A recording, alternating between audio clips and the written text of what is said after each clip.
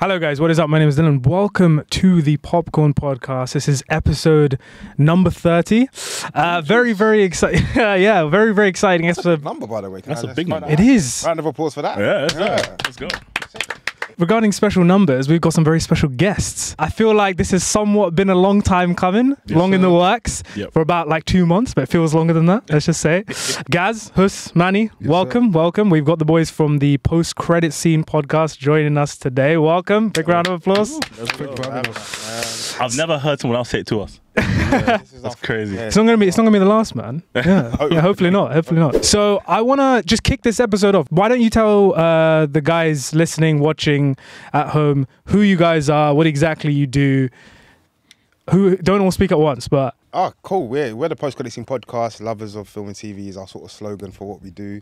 I'd say we kind of came together randomly, but we all kind of knew each other from different aspects of life, if you like. For sure. And I guess the key thing for us is we all love film and TV, firstly. And interestingly, whenever we used to watch, well, for myself anyway, I used to watch YouTube videos of people talking about Easter eggs and breaking down films. This was when Marvel was at its peak. And I was so fascinated by seeing people discuss film and TV, but I didn't feel like I saw anyone that looked or sounded like me when I was doing so. And I think that kind of played a role in us all coming together. Manny spoke to me and said, "Oh, would you be interested in a film and TV podcast?" I was like, "No, because I don't want to be a podcast bro." And now I'm 3 years into being a podcast bro. But I've learned 3 years, man. Yeah. We're in our third season, so coming into our third year. Wow. Just learned so much during the time. Worked with these guys for 2.5 years, coming on to 3. It's been great so far. I'll let these guys speak as well. I don't want to hog the mic. But yeah, no, that's our story told very quickly, I guess. Yeah, no, I've known Manny for like a very long time. I mean, over 10 years. Over 10 years. Yeah. Unfortunately for both of you. More fortunate for me. You know what? I used to see Manny like once every like 2 months, and I used to love it. Like, oh my God, I love you, man. Now that we do this pod, I hate it. I'm joking. As I put you guys there right next to each other as well. I'm not joking when I say I hate him. But but obviously, our other member of this podcast, Jason. Whoa. Bringing him in, man. One other member. No, as in originally. Originally, the first That's season. his favourite, so that's kind of mad. No. I was living with Jason Right. at the time, and Jason was part of the original team for 14HQ, and me and him, we done like a kind of like a pilot episode, like a film and TV. It was called 14HQ Reviews, very amateur trash bag stuff. I want to go look it up now. You know what? I think it's up somewhere. I can't lie. Yeah, I swear to God, we done a reaction to the Infinity War trailer. Oh my God! Can I tell you something? I did one of those as well. This is like this is not Popcorn Podcast. It's still up on YouTube with one of my boys. Yeah. Still up there. Like That's what I'm saying. Yeah. I think everybody was doing that. Yeah. Because obviously the trailer was incredible. Can I just say what's so cool is essentially you were both doing the same thing and you've actually progressed from what it was to what it is now. Yeah. Yeah. Different iterations, which is so dope. It shows that a process isn't necessarily going to take you like a year and you're going to get to where you need to get to. Yeah, 5, definitely. 6, 7 years. So Yeah. that's dope, man. And that was a long time ago. And I guess when we came here and stuff, it was more Jason. He was kind of pushing me to do this whole like film and TV thing. And when I started working in a film and TV, which was like fantastic. Like I loved my job. I was working in PR and like marketing. So I was, and then exactly like what Gaz was saying, I was the person picking the people to go do like junkets or red carpets and that kind of stuff. And my job here was to find people that eventually were like us, to go and have these opportunities. But it was so scarce, and everyone that I was getting was like artists or influencers or whatever. People didn't care about film, you know what I'm saying? It was just a cool opportunity to go and do something. But I was trying to give that to them. So then, in that kind of midst of it, Jason and me were like, yo, let's make it happen. And if there's a massive gap in this market, also we have a duty to kind of like be that, I guess, a symbol. Outlet. Yeah. Let's do it. And then it was so ridiculously coincidental, but like I messaged, no, did you message me? I messaged you. He messaged me while we were like mid conversation, like, and then he was like, "Yo, Hus, man, like, let's do this." Like, no. He asked me. Go on. Okay. So no, because even before that, so I used to have an anime and manga podcast. Oh shit. That Gaz came and featured a few times when we were doing MCU series conversation, and obviously me and Gaz have podded before. We went on a different guest podcast a little while ago, a few years ago, and obviously Gaz is my guy. Yeah, we always talk about film and TV together, and I always told him that we should make a podcast. But Gaz been stubborn, saying no, I'm not gonna do it. Here you are. By the way, yeah, Gaz was like Twitter famous. Okay, is it? Yeah, he was hot. He was hot boy Gaz. Midnight Gaz, you know. Midnight Gaz. So yeah, eventually it just got to the point that me Gaz podded a few times, and he was warming up to the idea of doing a podcast. I sent a voice note to Hus, because obviously he had 14 HQ, he had a platform, and I said that me and guys might be looking to do a podcast. Yeah, I was wondering, would you be able to like essentially sponsor the pod? Then he's like, oh, I'm just having a conversation with Jason about us starting a podcast. We all might as well do it together. And then voila, you got post credits. There you go, man. Yeah. There you go. There's the little origin story. Yeah, man. And I met Gaz through my job, which was like cool. So like, I knew, because at the time he was writing more. Well, he still is more for like sports journalism. But then I started giving him like opportunities to go to like screens and stuff, where he was writing about films, and it was one film that he done, it was The Last Duel. Nah, you know what, that one was a banger, but no, it was underrated. Fantastic film. Beasts 2, awful film, right? Yeah. Okay, horrible film, horrible. At the time, obviously, I'm working for, so I call Gaz and I say, Gaz, listen, I need your article to be like, it needs to be kind of friendly, but I know it's a film. Yeah, If you want to cuss it out, cuss it out. When I tell you, when he sent me the article, we read it out in the office because everyone was so impressed, about how he made it sound like this film is but in the nicest way possible. Yeah. It was so professionally like written. Yeah. And then we sent it to, they led with it as their main like PR piece. Yeah, it was sick. And, awesome, man. Yeah, and that was on my platform as well, so it made me look even better. Which is the most important thing. Yeah. 100%. Yeah, that's. And I called you like, yo, man, this article's crazy, bro. Oh my god, and then like from there, like I guess we knew like we all had like the pieces to kind of make this happen. You know what I mean? Yeah. No, it's super. I mean, it's super cool what you guys do, and like hearing about your ethos as well. Is like, I mean, I've only been doing this just over a year, but like to hear, other podcasts and seeing how they do it is always great, man. But so thanks for sharing. That's super cool. Thank you, man. And I wish you more success to come, all of you. So thanks for asking though, because we don't really talk about this. No, it's super interesting. It's super interesting. And like for anyone even like watching, listening, I mean, we don't have huge audiences or anything like that, but for anyone watching, listening, like it's super, I feel like it's definitely a good talking point for sure to see how other guys do it. So yeah. Should we talk about some movies then? Of course. Yeah. So guys, well, if you've seen the title of this video, you'll know we are going to be talking about The Fall Guy and Kingdom of the Planet of the Apes. Let's kick things off by talking about The Fall Guy. Should we do The Fall Guy, guys? Oh yeah, for sure. Awesome. So the film has basically been out for, I would say, like just over a week, right? Yeah, I think so. Yeah. And by the way, guys, we are going to be talking spoilers. So if you haven't seen The Fall Guy, please go check it out. Come back to this discussion at a later time. Yeah, get out of here. Get out of here. So, fresh off an almost career-ending accident, stuntman Colt Severs has to track down a missing movie star to solve a conspiracy and try to win back the love of his life while still doing his day job. So I'm just going to straight up ask you guys, what do you think of The Fall Guy? Enjoyed it? I really enjoyed it. I really enjoyed it. Interesting. I said some... Really? I really enjoyed it. I fell asleep. I can't... You fell asleep? I can't like. I might actually be more on Gaz's side on this one, which is make it. Which the extreme of falling asleep though, but yeah. Yeah. What were you guys' issue with the film? Yeah. Should we start with issues? Let's start with issues then. So I mean, like just in general, I feel like the film tries to do so many different things. Like it's part comedy, part romance, part action. It's got this crime aspect to it. It's got like this meta sort of commentary, and it doesn't quite find like the sweet spot in the end. It doesn't. Okay. It doesn't sort of stick the landing, so to speak. No pun intended. For me, and I just feel like I don't feel like the script was. It didn't make me buy into the relationship as well. Emily Blunt, Ryan Gosling. The film is supposed to be like this love letter to stunt men and stunt women of Hollywood. The sort of unsung heroes, right? And of course, it's directed by David Leitch, who used to be a stuntman himself. Yep. So more or less the kind of perfect kind of framework to bring this home. I just feel like a lot of the stunts they have, obviously, technically, incredible, incredibly impressive, etc. I just never felt the weight of any of the stunts. I felt like, for example, if you watch like a mission film, right? You can feel like the build up, and when those stunts happen, you're like your jaw's on the floor.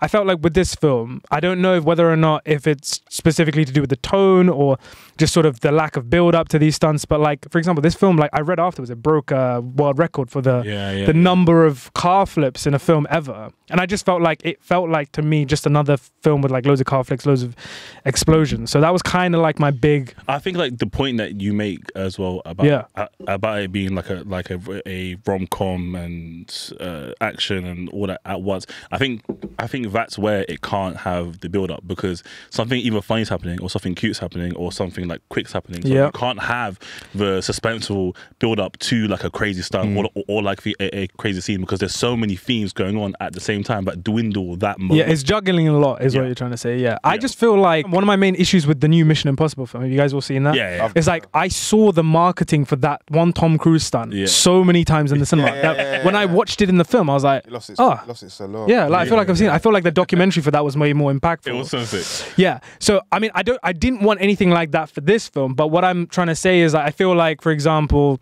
like the characters, right? I love Ryan Gosling. He's like he's probably my joint favorite actor ever. Love Emily Blunt, both of them. Yeah, man. Like his old stuff is what I'm a sucker for. But intriguing, like, I've never I really like Ryan Gosling. Yeah, by the way. Same. But I've never heard anyone say like that's my favorite. So him and Jake Gyllenhaal for me are like my like two top actors. That's interesting. That is very interesting. Jake is great though. I think Jake is. He's doing some great Jake stuff. Is dope. I think the 2010s were Jake's. You can tell he's a bit tapped, innit? Oh yeah, he's definitely tapped. Like he's definitely crazy. I watched Nightcrawler for the first time. I know we're diverting. I watched it for the first time last week. I was like, yeah, this guy, there's something just off maybe. I do think though, sometimes he picks weird projects. Yeah, but I like that. That's the thing. I kind of like the range of that. Like one of the things I'm like a bit upset about is like, because I'm such a sucker for Ryan Gosling's, like when he was playing, like when he was doing Drive and like The Place Beyond the Pines and kind of the more serious roles, the whole like rise of the Sigma kind of male figure, like we see all over social media or whatever. But now obviously with Barbie, which he's great in, and he's this, incredible in yeah, he is. He's doing like the more sort of classic Hollywood comedy kind of roles. I've always thought he was an incredibly underrated comedic actor. Yeah. So like, and he's got great comedic timing. His physical comedy is really good, how he can just sort of move his body and stuff.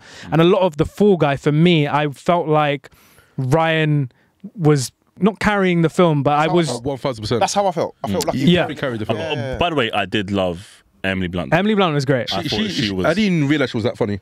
Bro, I was gonna make the same comment. I swear to God, I fell in love with her in that film more than I did in most films that she's in. Wow. Which is insane for me to say, because the film wasn't like a blockbuster crazy. Oh my God, like I love it. But like she was really, really good. She was good. The two of them had great chemistry. Yeah, and I wish she got a little bit more airtime, especially towards like the middle part of the film where we didn't see her for. I have an issue with their dynamic though. Me too. But you go ahead. I'm just gonna say I don't think the film did a good enough job of making me actually care about their relationship, and I think it's a script thing. I think that goes to the point that you spoke about at the beginning, where you said they're trying to juggle so many things. If this had been mainly focused on being a romance, I would have been so much more intrigued. But because they're trying to juggle, as you said, being a crime and an action film and a romantic film, I didn't care enough about their dynamic. I didn't care when they reunited. I didn't care when they split apart. And that's not to do with the two actors, because I think the two actors are superb in their own right. It was great to see Emily Blunt do something completely different. So I think the last film I saw her in was Oppenheimer. So to see her doing something completely different was great. Ryan Gosling has spoken about wanting to sort of step away from the darker, grittier film. Do you think he's a good-looking guy? Yeah, he is. I think he's a lame guy. You know what's crazy? And he's very You don't think so? I will happily admit, you guys know, okay? I will happily admit, if a guy is laying the rust, you know what I mean? Okay, I'll tell you straight up. You don't see it? For a long time, I didn't see it. But there were so many close-ups here in this film, okay? I was like, you know what? He's kind of nice. You know? They got you going. They got me, man. Because even like in like Barbie, I couldn't take it seriously because it's Ken. You know what I'm saying? Like he's dolled up on that, so I couldn't take it seriously. And then every other film he's wearing a leather jacket, looks a bit like an idiot.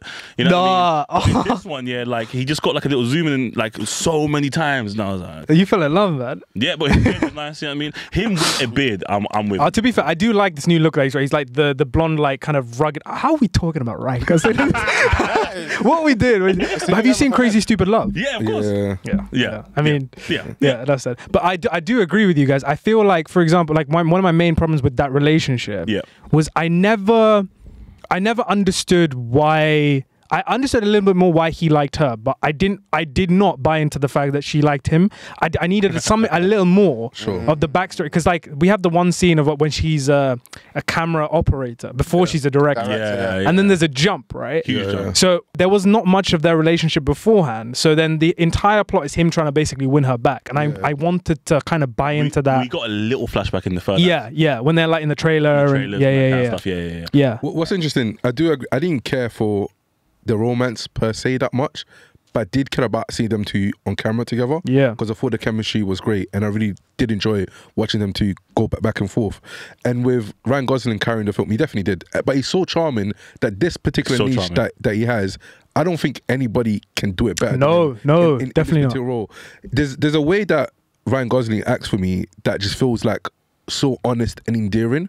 Especially for a film that's essentially a love letter to stuntmen and stunt women. I don't think another actor would have been able to portray this character the way that does, in such an earnest way. I really enjoyed the fact that the film tried to juggle quite a few things, because I didn't take the film too seriously. Yeah, definitely. I enjoyed the humor. I enjoyed the lack of comedy, the lack of romance, essentially, because I didn't care if it was something that them two need to go up, set off to the sunset together.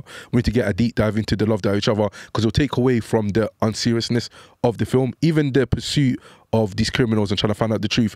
Because I wasn't taking this film so seriously, I just enjoyed the ride. Same, because the plot was so flawed. Definitely. The plot was ridiculous. The plot was ridiculous. Like the producer tells you to go get your main actor guy because you can't find him. That will never happen. That will never happen. Oh, you know him better than anyone else. It's been 18 months. Are you telling me there's nobody else suitable for this job? And then you say, okay, yeah, cool. And then go to, it's the stupidest thing ever. I think what Manny said about him not taking the film seriously, I think that might have been my issue. That I went in with not a different expectation. I didn't really see the trailers per se, but I just wanted. I love stunts. Like I really.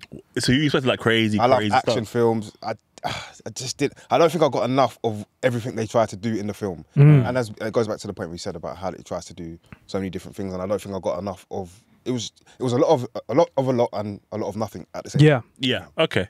Positives. I think a lot of the visual stuff that they were doing was quite cool. Like, I like how flashy it was. I like that they were using bold colors, primary colors, that. I liked the kind of split screen element that they were doing at times. That was quite cool. The fight scene in the club, the neon fight scene, that was cool, with like the pixie dust flying all over the place. That was sick. I feel like with the performances, going back to performances, I feel like Ryan Gosling and Emily Blunt are basically playing versions of themselves.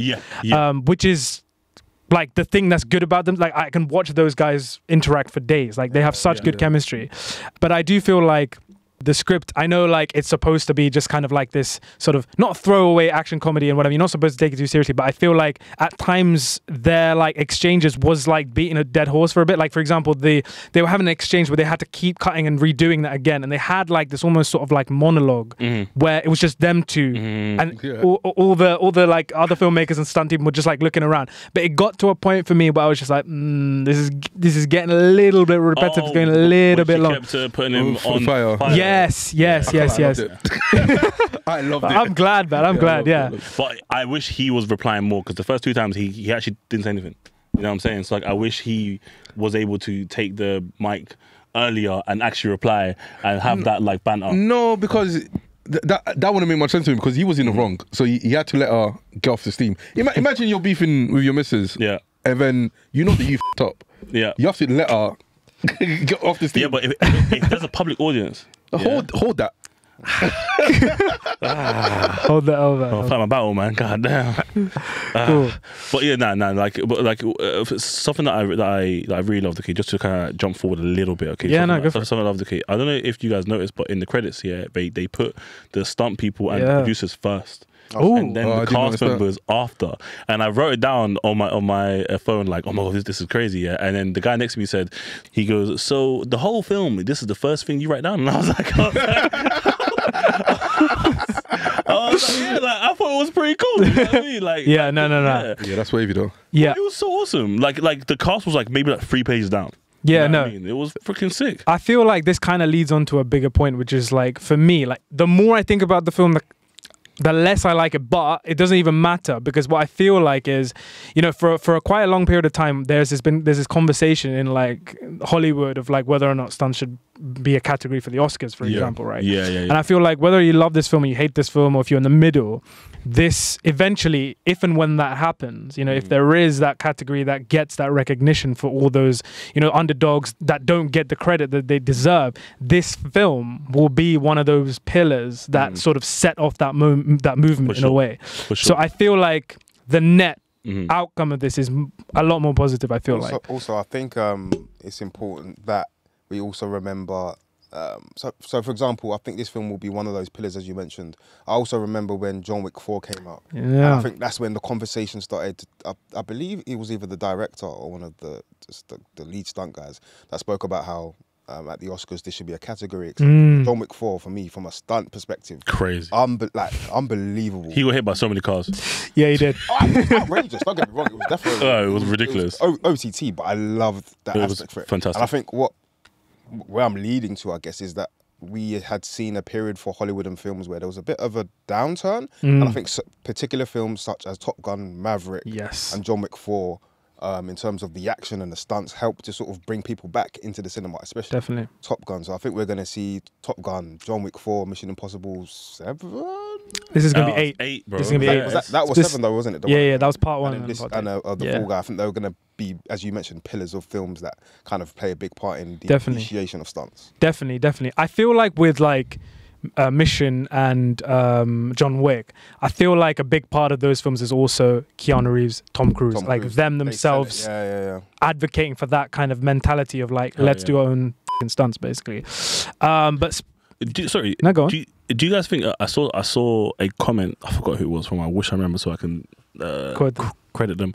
But they said they thought that Aaron Taylor Johnson, if they swapped the roles, Ryan Gosling and him, it would have been better. Oh, interesting. A tough one, isn't it? I feel like, I mean, I could see why someone made that comment, because Ryan Gosling is so good at playing the characters who are somewhat meta, like they're self-aware. And Aaron Taylor Johnson, like they were basically taking the piss out of like Johnny Depp's Dior advert and stuff like that kind of thing. I get why that comment would have been made, but yeah, I don't know, man. That's interesting. It's a tough one, isn't it? It's like, I was thinking about it, and I was like, I actually think either way would have been fine. What do you think of Aaron Taylor?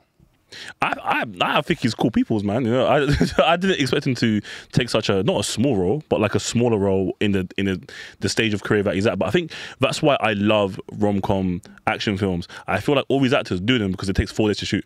You know what I mean? Like 4 to like 10 days to shoot. It's a really quick money, easy money, and they still do like their craft. Whereas like if they commit to like a franchise or like an action, it could be 3-4 months on set. Yeah, so I think it's good to have a balance of roles, like the range. Like you have the roles that like you were saying, Nightcrawler, Jake Gyllenhaal had to transform his body to do that. But then he goes and makes something like Ambulance by Michael Bay. So there's like it's like the balance of being able to do that is what I think is. And Jason Momoa. That was amazing. Oh yeah, he came in as well. That was amazing. I found when they took the piss out of Dune in the film, that was hilarious.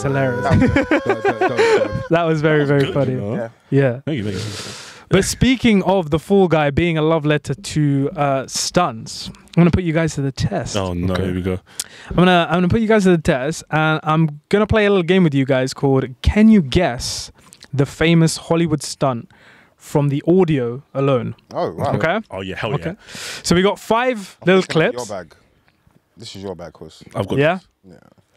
Okay, cool. So you lead the front for us, brother.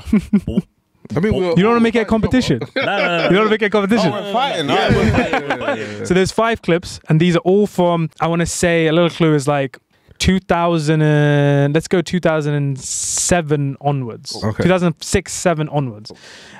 So the first clip, you ready? Do you just have to say the name of the film? Name of the film, and if you can tell me The the stunt. specific stunt, if you can. Okay. Yeah? All right. 3, 2, first clip. Open the door! How'd you get in the plane? Not in the plane. I'm on the plane. Open the door! Tom Cruise, Mission Impossible 2. No, not 2. 5. That's the one. What scene is it? Where it's kind of at the start, I think, actually. It is at the start. Yeah, where he's holding on to the side of the plane and then it goes off. Fun fact about that scene as well, it was a real plane and Yes. he was actually holding on to a real plane. Yes, he was, because Yeah. he's Tom Cruise. Yep. Yeah, man. Sorry, he actually does do a plane scene in 2. That's why I was Yeah, was he a does. bit confused, but he doesn't hold it on at 2. He jumps on out. it. Yeah. So cool. There you go. God Right, damn. that's good. Good, strong start. Strong start. Like a me. It must have lost your mind. All right, cool. Okay, so clip number 2, or stunt number 2, let's say. Dark Knight. Joker. Yeah, Dark Knight Joker, right? You know what the stunt is? It's Yes. It's, When, this ain't your- no. it's Batman when he's chasing the Joker and then he puts the wires underneath the truck and then the truck goes ping and then lands and then the Joker's on the that's the one. I feel like you saw that one. So you get, let's do a point each. Let's do a point each. Alright, cool. Let's do a point each. There's only 5 clips, so it's not gonna matter anyway. No, But it's because I heard once I heard the bat pod, yeah. But I heard the with the That came later? thing. Huh? that came later. Yeah. Oh, okay. Yeah. After you. Because team effort. So the next stunt we have is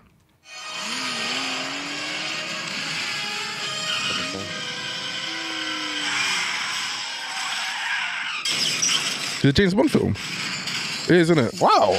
Oh, well done. I can't remember which one though. How did you? Wait. I'm not gonna get it. I just know it's a James Bond film. Casino Royale. very famous stunt. There's either 2. It's either one where he's going through a tunnel, but I don't think it's that one. Oh no, I don't remember it. This is when he's outside the big, not palace, but I'm gonna play the ending of that clip again. Yeah, You see, hear what happens.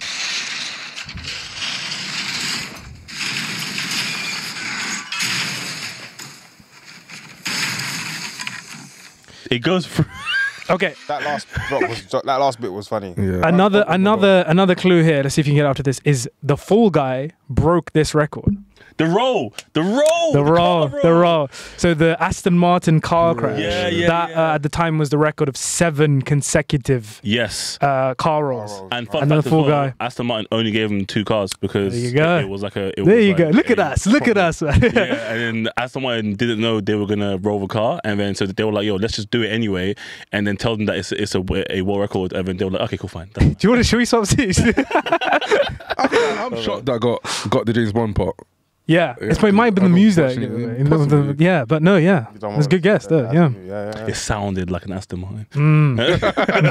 So, up next, we have. We're not gonna make it. We have to make it. Where's Ethan?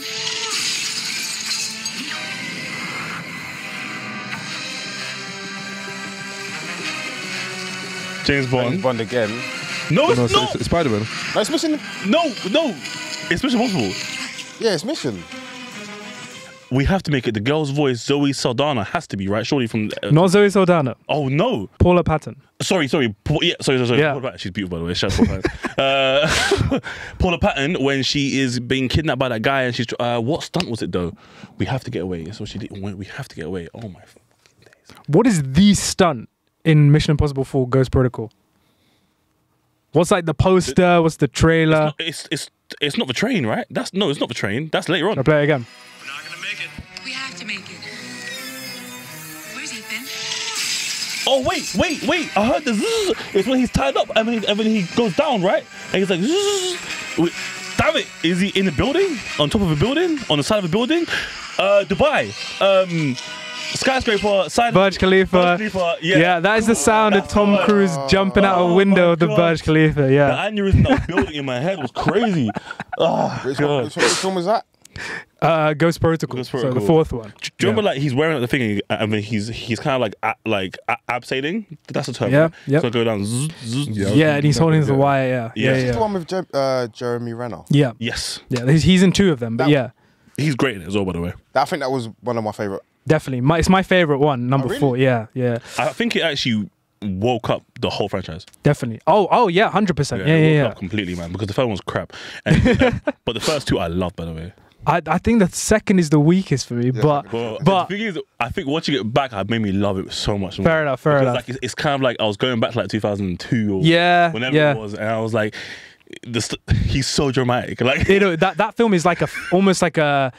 It's like a fantasy in a way. Like it's just like the over the top villain and all of that stuff. Yeah, and like so many running scenes, and his hair was like fucking flying back. Yeah. That sounds weird now. Oh my god, guys, we sound like weird people. All right, cool. We got one last one. Let's see who can get it. Yeah, no, I feel like this one might be. I don't want to say, but it might be easy. But let's say final clip. We got.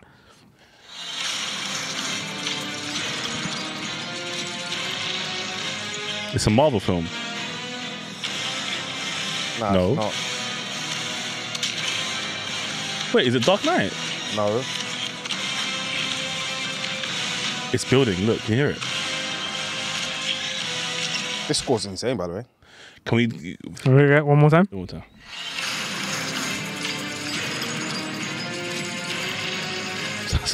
I ain't got it. But I'm going to be jarred when I hear it, I can tell. Yeah, I'm going to be very irritated.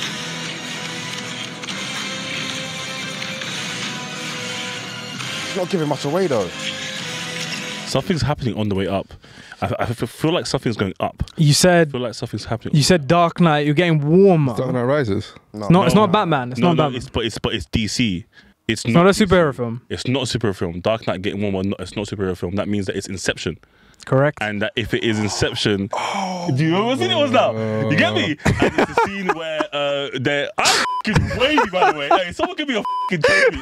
I'm sorry. Yeah, you smashed this. I can't lie. Do you know what the stunt is? Yes, I do. It's when is it when the car's falling into the water? No, it's not. Not quite. Oh no. I remember it. It's when the room is flipping. The rotating around, hallway. The Correct. rotating wall, and they go around this. Towards the Yeah. back end of the I film. got it. Huh? This is towards the back end of the film. It's No, like it's it's going into the third act. Yeah, Third towards act, the yeah. second act. Yeah, it's like Joseph Gordon-Levitt's going around the room because the thing is rotating. Yeah, The- real wall, right? Man like Robin. Exactly. It was man. real, They wasn't it? built a real set. A real set. Yeah, Yeah, that because you know Christopher Nolan loves to do it for real, man. Yeah. Yeah. Crazy Well, film. yeah, well, that was that. Can you guess the famous Hollywood stunt via the audio alone? That- Puss? That was a great film. You walked away with this one, But but listen, I need this clipped up collab post with me ASAP. Okay, thank you very much. I will do that. I will do that. That's crazy. Cool. Did you have fun? Yeah, no, Yeah. no, That was cold. That was cold. Nice. I've never nice, played before, nice. man. That's actually Even sick. though I was whack at it, that was cold. It's interesting though, like to see like how much sound actually has a role in like storytelling essentially. But no, yeah. Please do one with dialogue. I'll Yeah. Oh my god, dialogue On the be a next fun episode, one. let's get on into segment 2 then. We are going to be talking about Kingdom of the Planet of the Apes. Yes, sir. Yeah. Okay, so as of when we are recording this episode, the film came out yesterday. Yeah. And we have all more or less been able to catch it. More or less correct. More or less. 30 minutes is not bad, man. It's not too bad, not too bad. I was already late. I didn't later than I was. You know? I hear it. For those of you wondering what the hell we're talking about, Gaz rushed to make it to this episode, so he did miss the last kind of 20 minutes or so of the film. But dedication, Andy says I man. didn't miss anything, so. Yeah, Get a little bit of insight. You did Oh yeah, definitely- this is your franchise, isn't it? You're a proper franchise boy. I've read. Oh, Is yeah, it? I'm definitely a franchise boy. Is yeah, it? But for the sure. Planet of the Apes franchise is so wavy.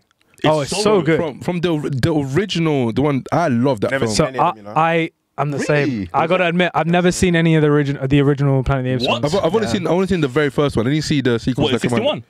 61, 68? 68? 68 is the second one, no? I wouldn't watch the first one. Like the first one, I didn't watch the. Mark Wahlberg one.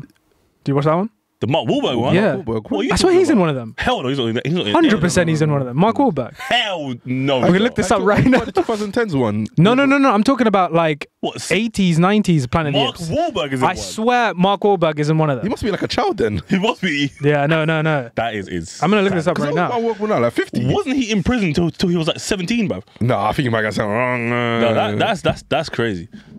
Oh, you know what though? Yeah, this fact check might be the most incredible fact check of all time. Yeah, because if you got down the head, I'm spun. Guys, we are actually waiting. Yeah, but for yeah, Dylan to show the us. first film's like one of the first films that I watched like from the 60s as an adult. Really? Yeah, one of the first films I watched from the 60s like an adult. I really, really, really like that film. Bro, A lot. it's so good. A lot, man. It's so Even good. like Even though you can see the people's faces through the yeah, mask. but just like the writing, the dialogue, the storytelling in that film is elite. Even the twist at the end. I remember if I watched that in the 60s, I would be so blown away. Well, apparently, bro, yeah, they're building up to that now. Yeah, of course. Obviously. Yeah. But they're just using more films to do something. Yeah. It makes sense. 2001. There's a Planet Apes in 2001. Show me. I haven't watched that one. I have not seen this one. How many films are there? Oh, There's actually there's a lot. bro, I have not seen this one. Is this essentially like the ape version of Godzilla? Just make. Yeah. Nah, No. there's a book, bro. You know what I'm saying? Like, it just, I've just never cared for the franchise, man. Have you seen the recent trilogy? Yeah, watch Nah. the What? 2010s. so you watched today's one? Sorry, No, you didn't need to watch the original trilogy to watch the How Caesar? No, true. Yeah, the This is film- what I want to talk about. Well, This, yeah, yeah. The film essentially tells me that there was a Caesar. So I Yeah, understand so that it- three films before he was a big part of the film. No, Caesar's the goat, man. Don't do that. It's kind of easy. No. He spoke. It's Yeah, easy yeah. to decipher. Yeah, that, bro. You're acting like it's like a Caesar's an big important character in the mythology. trilogy. What are you talking about? You're He acting, like spoke. you're acting like this is some big mythology that you need to figure out. And you have to, bro, Bro. they mentioned Caesar in the films. I figured the last Bro. three films before there was a Caesar. It's not hard The to figure. monkey spoke. He said no. But it doesn't add much to this film. What are you talking about? The whole point of this film, okay, is the whole Caesar. the whole misuse of religion. Ah, You know what I'm this saying? that's interesting. This is what That's I'm my talking. biggest takeaway from the film, actually. No, Yeah. no. But you don't know Caesar as we know I don't Caesar. care about Caesar. No, I don't know but about we that. don't need So to then you're as for this bad. film. He's as bad as Proximus then. Yes, he's as bad fine. as Proximus because he took I think Caesar's a few words, spun them, okay, ape strong, and turned it into a terrorist unit. That is interesting. Okay, where actually Caesar was a good man. Okay, he liked the humans. Yeah, but I he figured that liked out. everyone. It wasn't a man, it was an ape. The film explains that. By what? That stupid orangutan. He Yes. was just, Now that orangutan was dope though. he died He was. too soon. No, he was cold. He was a great Oh, mentor. I'm fuming. This is crazy. Essentially, a stepfather. It was. He was. the father that he needed. Oh What's my. my guy's name? Noah. Yeah, That was a hot His start. yeah, and the orangutan, the orange one is called Raka. Yeah. Yeah, I recognize the voice from somewhere. his name he was played by an actor called Peter Macon. I recognize that voice anyway. Yeah, maybe Yeah. I'm bugging out. I don't know, man. He was an orangutan. Should we get into that then? I think, yeah. So, Kingdom of the Planet of the Apes. Several generations in the future following Caesar's reign, apes are now the dominant species That's right. and live harmoniously while humans have been reduced to living in the shadows. As a new tyrannical ape leader builds his empire, one young ape undertakes a harrowing journey that will cause him to question all that he has known about the past and to make choices that will define a future for apes and humans alike. Quite a plot synopsis. Yeah. I feel like, Hus, you're maybe the most passionate about this. Do you want to kick this one off? 100%. These guys. Okay, I rewatched everything before. I went to go see it. I was really, Which one's your favorite out of the three? oh, that is a mad question. I think the first one's the weakest one though. I agree. I think the first one is the weakest one, but I think the final act of the first one is so sick. Yeah. Like it's so sick. But I think the second one's probably Second one's my favorite as well. I think it's the Shout out strongest. Matt Reeves. Yeah. he was really good. I've obviously Gary Oldman. as well.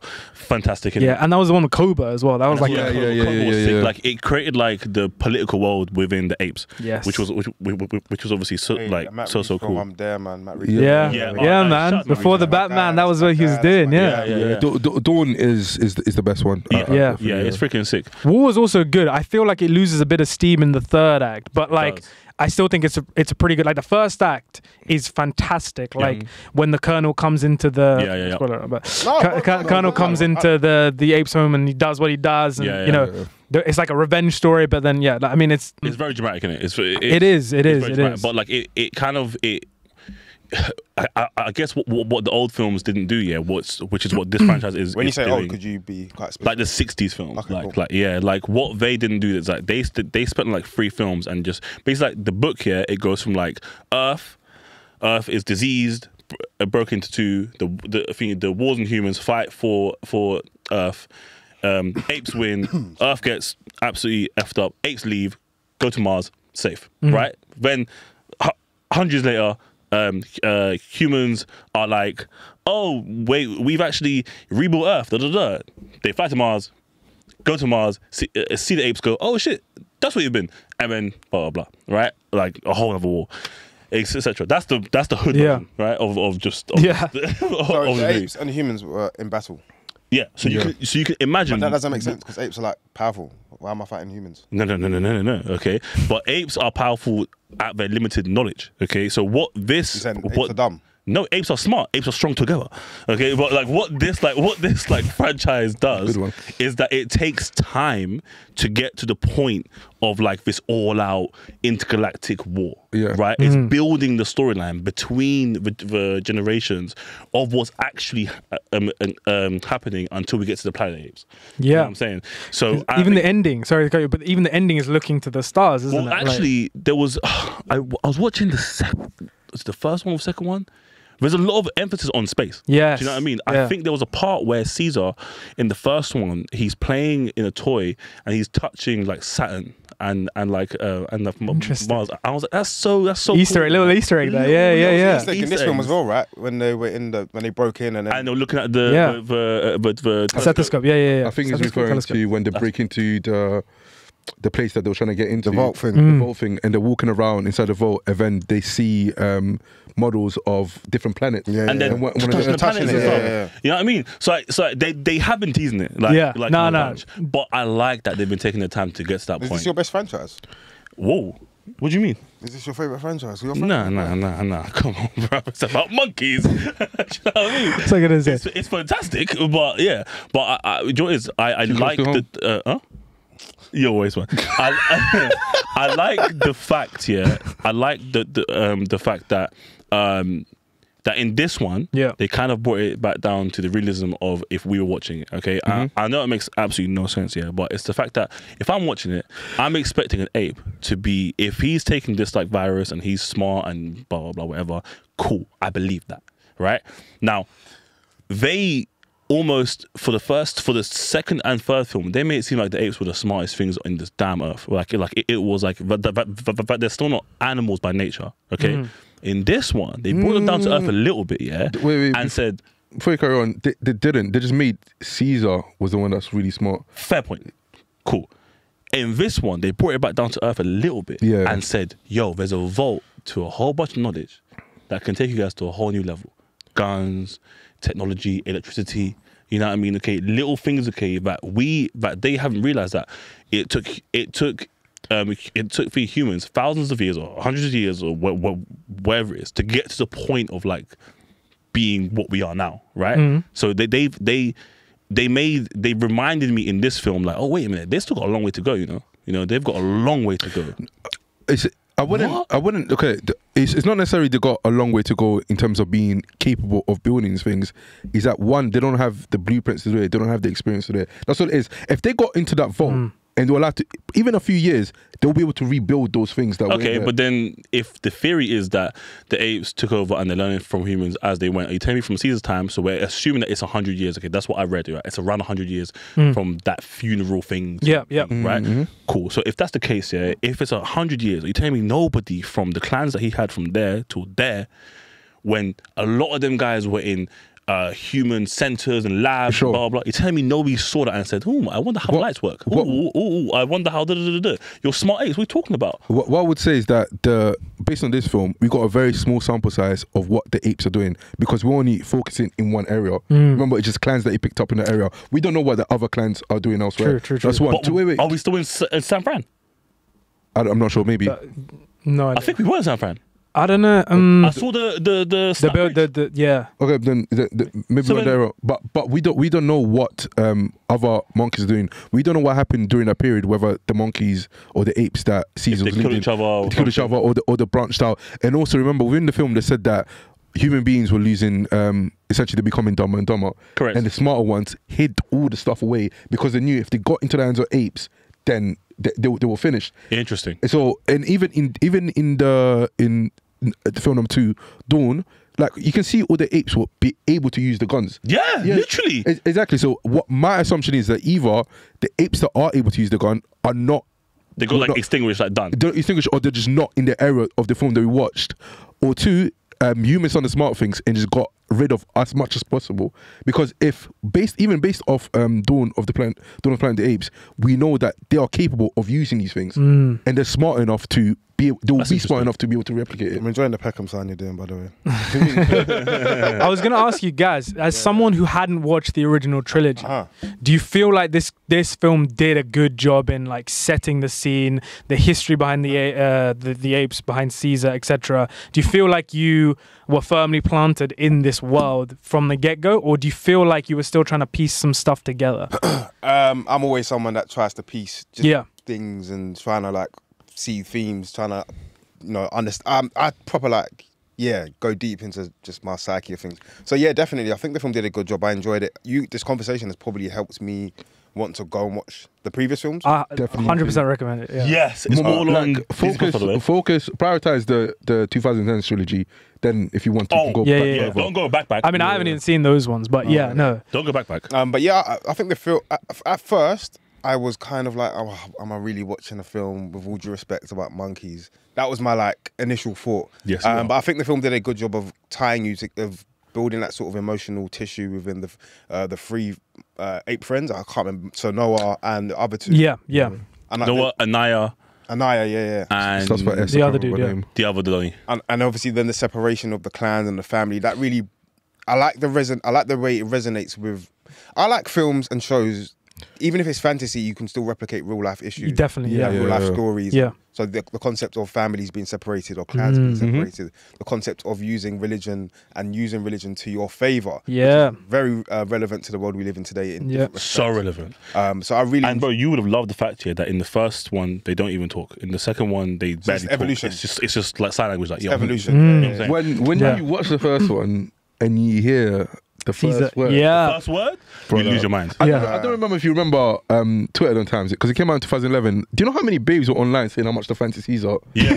Like, No, it Caesar was was a a stud, thing. bro. It was a Caesar thing. was a Like, stud. bare babes just saying that. Dude, you know, he's got that charisma, man. I'm telling Bro, you. I was with my friends the other day, and I brought it up. It's like, bro, like so many of your gender were loving up Caesar in 2011. Bro, It's Caesar like, was it's moving like, yeah, because men are trash. Like, you know, fair enough. Yeah. Okay. Bro, Caesar, and by the way, yeah, the scene that the scene where he went no, that was for our enjoyment, right? No Okay, problem. but And then wait. purposely In that said film, by the when way, you get to the point when you talk. huh? Yeah, the same. Yeah, but purposely didn't say it.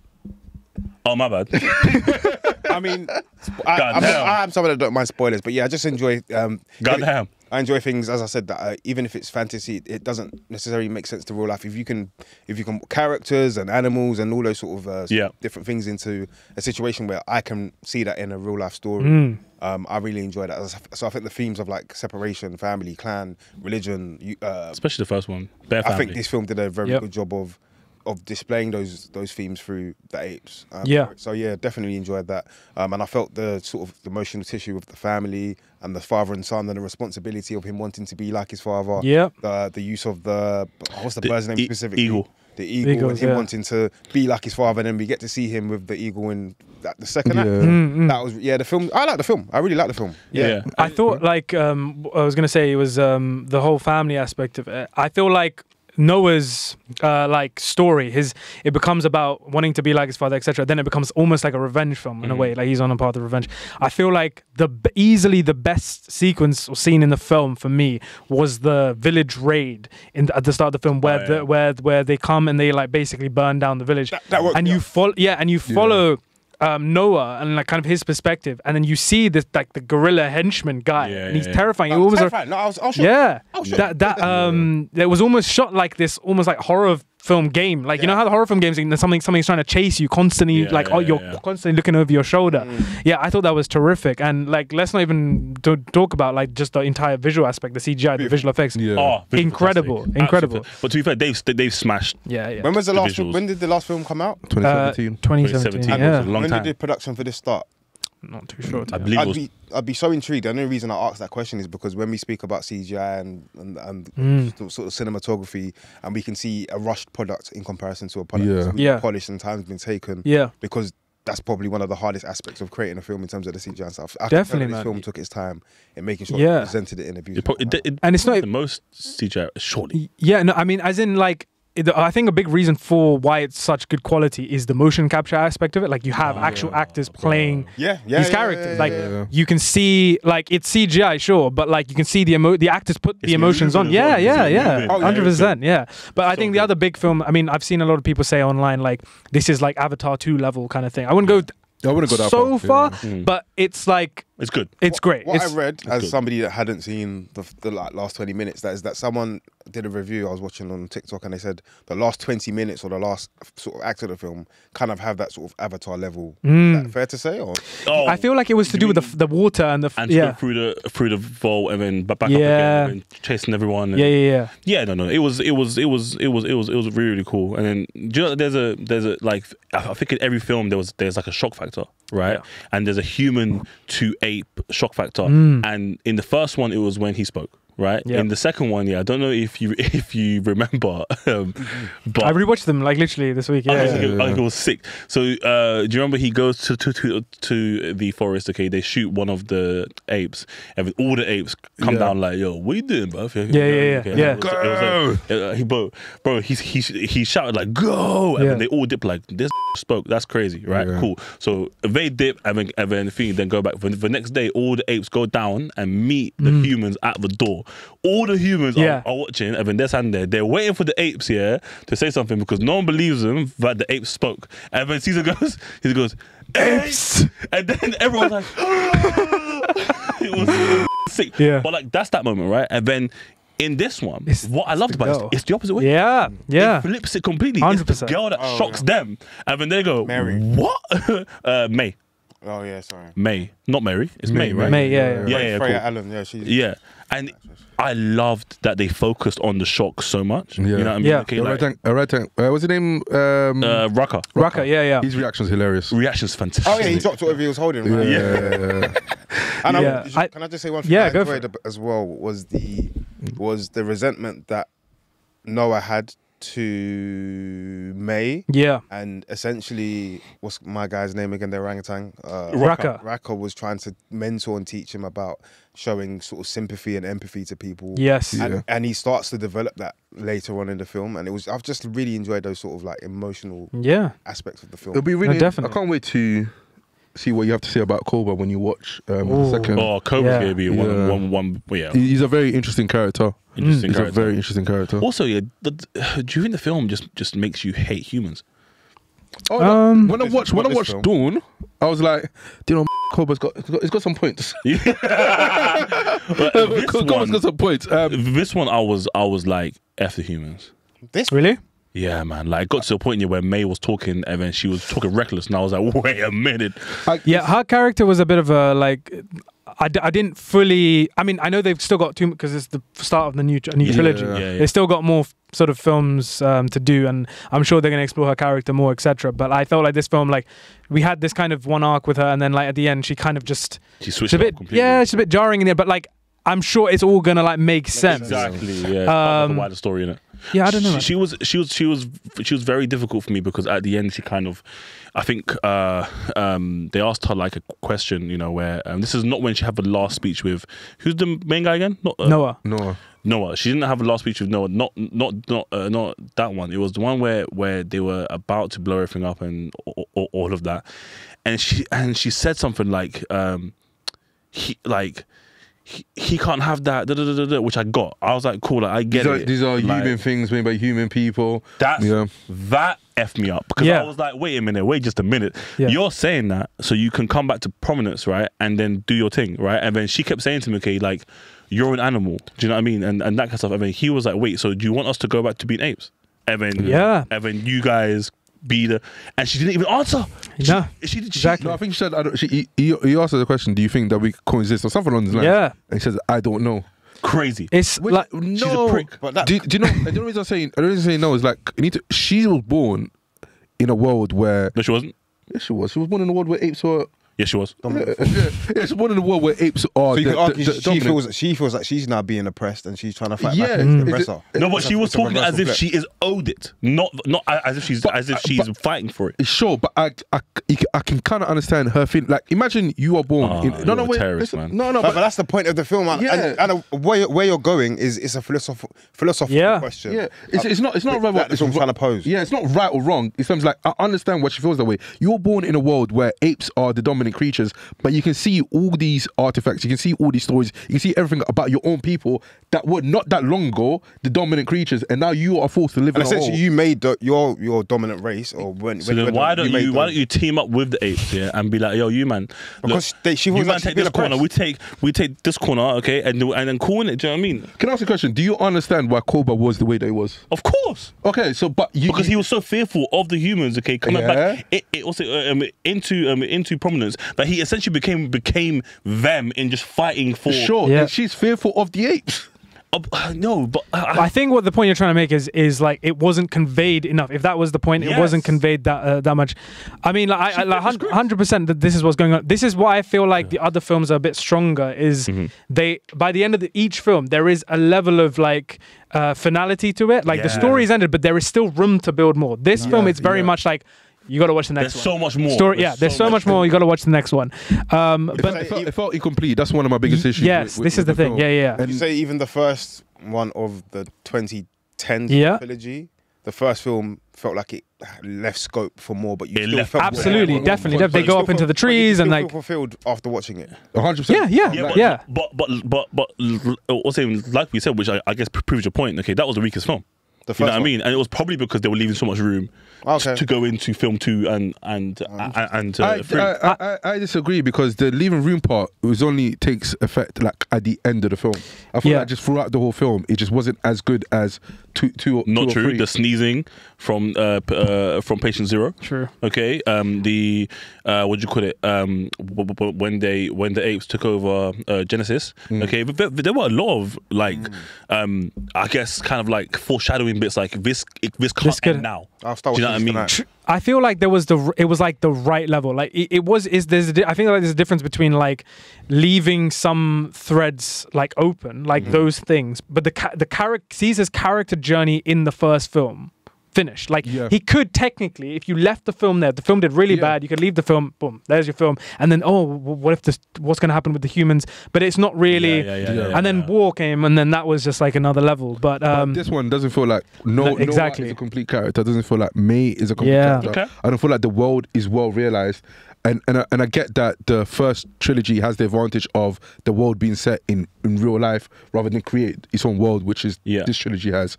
But I just feel like in terms of like they want to tell a story that could potentially be led to other stories rather than making a story that they know will be led to other stories. You know what? You're absolutely right. And my biggest issue with the film was Noah. Okay. And 100%. It was my biggest issue with the film because he didn't learn enough from Rucker, right? But after he passes, okay, we almost have to, as the audience, assume that he knows everything that Rucker knows, or he is as knowledgeable as he is and stuff. You're with him for like 1 day, bro. You know what I mean? Okay, like he didn't learn anything, and then in the next scene when Rucker is not there, he's almost fighting like Caesar's case. You know what I mean? And it's like you just learned about him yesterday.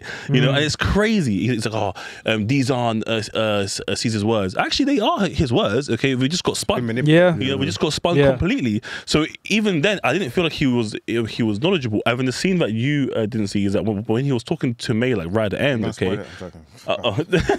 when he was talking to May like right at the end, okay, like he spoke about how like they're gonna rebuild like stronger from the knowledge that they've gained. Where? To be fair, I think that's more based on them lot being with that ape that wants to empire, just being able to leave your village and seeing other stuff essentially gives you more knowledge because one of the things that you mentioned earlier on is that our old elders didn't know about our elders didn't tell us about Caesar because they didn't know about Caesar because they never leave this area. So he's talking about knowledge in terms of like we need to gain more knowledge. We need to leave, and that's what towards the end of the film we see him take what's her name out of their village just to show around because they need to gain more knowledge. Naya, I think my biggest issue with Noah, similar to yours, is that I didn't like how quick the switch up was. So quick, and also it just felt like a Caesar light in terms of his character, which I didn't like at all. Which I get if he ended up being somebody that was similar to Caesar, but because we had 3 films of Caesar and it was wonderful, great protagonist, give me something different. Give me someone that's a bit different. I just didn't like the fact that he was just so quickly to be compassionate, especially it just felt like too close to Caesar. Yeah, you feel like if you saw your father get murdered, you would have way less sympathy for the people who did that, right? Like you feel like the switch wasn't natural enough. Fair enough, man. Also, like I think it's earlier, okay, that it was for like a period, okay, it was like a revenge journey, right? What were you gonna do, man? You got banged the first time, you got banged the second time, okay? Like, I don't get it. Like, what were you gonna do? And he was on the horse, and he looked so prominent on this horse. He was just like, and I was like, yo, you look like you stand on business, but I know that you got knocked out 2 seconds ago. You know what I mean? It made no sense to me. And he got knocked out nicely. You know, it was so confusing. He's a kid at the end of the day. I feel like he's in a world that he finds out is way bigger than he thinks, and like it's a bit of like a culture shock. It's a bit of like he's going through. It's almost a coming of age story in a way. Yeah, it is, isn't it? Like a post-apocalyptic coming of age story. But no. Well, I mean, I think we generally speaking, we liked the film. Interested to see more. Yeah, for sure. Definitely. For sure. I like it. Well, I think on that note, guys, I think we'll conclude here. Thank you so much for coming and talking movies with me. I mean, like I said, it's been a long time coming. We'll do this again, I'm sure, at some point again soon.